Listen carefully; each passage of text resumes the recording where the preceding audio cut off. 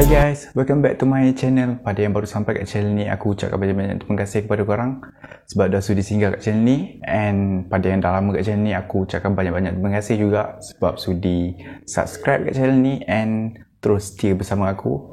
So, semalam aku baru dapat email daripada salah seorang subscriber ni. Dia hantarkan kisah-kisah seram dia ke email aku. So, aku dapat email dia, aku ada masa free sikit sekarang ni. So, aku nak ceritakan kisah yang dia alami tu dekat korang hari ni. So, kisah dia bermula macam ni. Jom. Jadi, pengirim kali ni iaitu Encik Azrul. Dia hantarkan email kisah-kisah seram kepada aku. Jadi, Encik Azrul ni ialah seorang pemandu van jenazah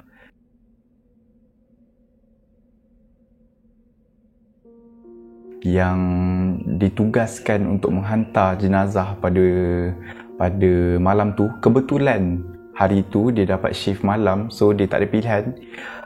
Kalau dia tolak job tu, orang lain akan ambil, so dia tak dapat apa-apa.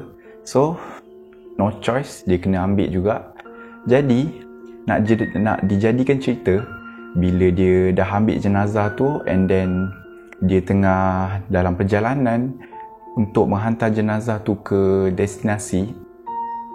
Bila dia tengah jalan tu, kebetulan masa tu highway jam. So, dia ambil pilihan untuk lalu jalan dalam and then dia masuk ke satu jalan yang tak ada lampu. Memang tak ada lampu langsung. Aku tak boleh nak dedahkan kat mana dia punya tempat sebab pengirim email ni dia tak bagi tahu dia punya tempat. Dia kata jangan dedahkan nama tempat apa ataupun sebagainya. So, aku tak ada pilihan. Aku terpaksa ikut apa yang dia nak. So, bila dia dah sampai kat dekat satu jalan dalam ni, jalan dalam tu macam korang tahulah, jalan dalam tu selalunya tak ada lampu, tak ada fasiliti, tak ada kemudahan. So, bila dia lalu dekat jalan dalam tu memang gelap, memang tak ada siapa. Hanya ada dia dengan lagi seorang kawan dia yang teman dia bila dia bawa van jenazah tu. Basically, kalau dia ngantuk ke apa, dia akan tukar-tukar pemandu lah, macam tu.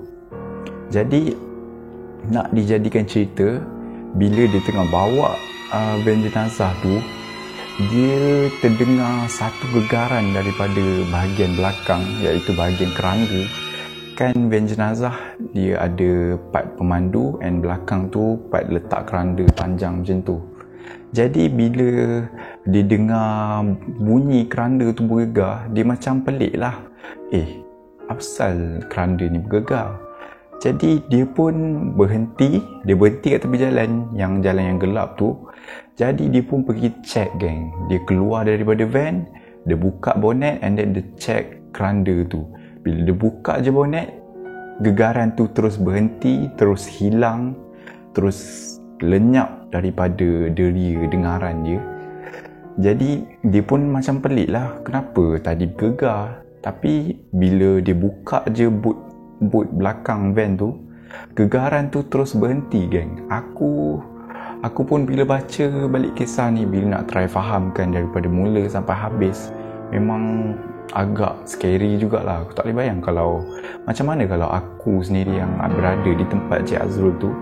Jadi bila dia dah buka tu and dia dah check apa semua, dah check dia punya keranda tu tak ada apa-apa, and dia pun tutup balik bonet van tu and then dia masuk balik ke dalam van. Lepas tu dia pun macam tertanya-tanya juga, bunyi apa sebenarnya tadi. Takkanlah mayat tu pula yang menggegarkan keranda tu. Sedangkan mayat kan kita tahu, mayat tu hanya jasad saja, roh dia tak ada. Jadi Encik Azrul ni pun tanpa berfikir panjang, dia teruskan perjalanan untuk ke destinasi. Tapi masa tu dia bawa memang perlahan, dia tak nak bawa laju sebab jalan tu gelap. Lepas tu tiba-tiba dia bila dia tengah bawa tu, dia tengah memandu van tu, dia tengah memandu, and then dia pandu, dia terlanggar satu benda kan, tapi dia tak nampak apa-apa kat depan. Cuma bila dia tengah bawa tu, dia rasa van dia tu terlanggar something. Lepas tu dia pun tak tahu apa yang dia langgar. Sekali lagi dia berhenti, dia macam terkejut lah, dia break mengejut and dia berhenti. Bila dia berhenti tu, dia terpaku seketika. Dia macam terdiam kejap, dia macam tertanya-tanya, apa yang aku langgar tadi sebenarnya. Jadi bila dia turun, dia pergi ke bahagian depan van tu, dia turun, dia tengok dekat bahagian bawah van tu memang tak ada apa-apa. Jadi bila dia dah tengok tak ada apa-apa tu, memang perasaan takut tu makin bertambah. Jadi pada masa tu dalam kepala dia terlintas, dia nak tengok keadaan keranda tu. Jadi bila dia buka je boot van tu, keranda tu dah terbuka, geng. Maksudnya keranda ni dia macam ni, and then dia ada penutup dekat atas tu. So dia punya penutup tu dah terbuka ke bahagian tepi ni. So penutup dia ada kat sini. Jadi dia macam pelik. Macam mana keranda yang agak berat jugalah, macam mana keranda yang agak berat tu boleh terbuka dengan sendiri tanpa ada siapa-siapa usik, tanpa ada orang buka pintu ataupun sebagainya. Jadi dia pun tanya dekat kawan dia yang kat depan, kau ada buka ke keranda punya penutup ni? Lepas tu kawan dia kata, mana ada, aku duduk je kat depan ni. Jadi dia pun macam terfikir sekejap, macam mana keranda sebesar tu boleh terbuka sendiri, and mayat tu tak duduk dengan keadaan yang betul. Mayat tu dia baring, tapi dia punya kaki ternaik ke atas. Maksudnya kaki dia daripada macam ni ternaik ke atas macam ni. Jadi dia pun macam pelik, macam mana mayat yang tak ada roh, yang hanya tinggal jasad saja, boleh ternaik dia punya kaki tu dengan sendiri. Kecuali kalau ada orang pegang and ada orang tolak mayat tu. Jadi dia pun agak keliru juga masa tu. Time tu memang dah macam-macam bunyi dia dengar, and bunyi orang berjalan kat semak, bunyi orang panggil nama dia, tapi dia just dalam hati dia baca ayatul kursi and ayat-ayat suci. Jadi bila dia dah betul-betulkan balik mayat tu, dah keadaan okey lah, mayat tu dalam keadaan yang terbaring dengan sempurna, dia pun tutuplah balik keranda tu. And then bila dia tutup balik keranda tu, dia terdengar satu suara yang memanggil-manggil. Suara tu dia macam agak jauh, tapi dia still boleh dengar dekat telinga dia. Tapi suara tu kedengaran macam agak jauh. Jadi bila dia dengar suara tu, dia macam dah tak tahu nak buat apa.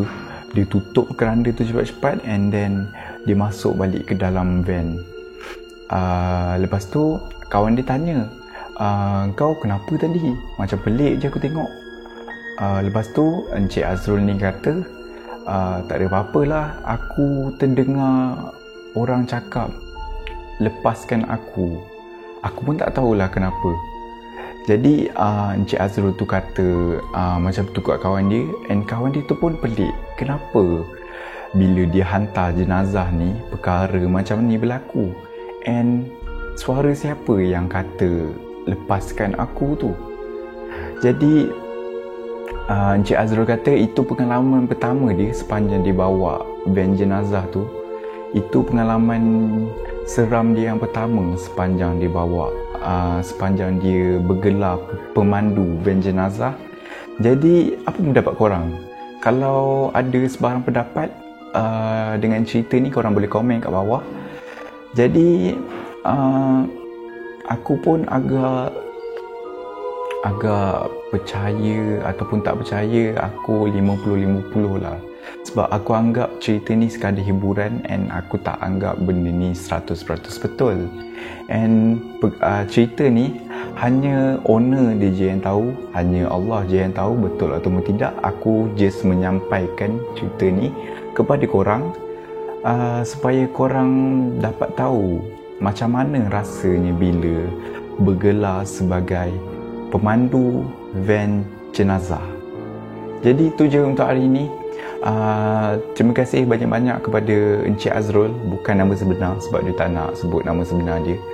Jadi pada korang yang nak hantarkan kisah-kisah seram korang boleh tekan email aku di bawah. Aku akan sertakan email, korang boleh tulis cerita korang di email tu. So tu je untuk hari ini. Aku agak seronok juga buat benda ni. Jadi untuk next content mungkin akan ada kisah-kisah seram daripada email yang seterusnya. Jadi tu je. Bye. Assalamualaikum.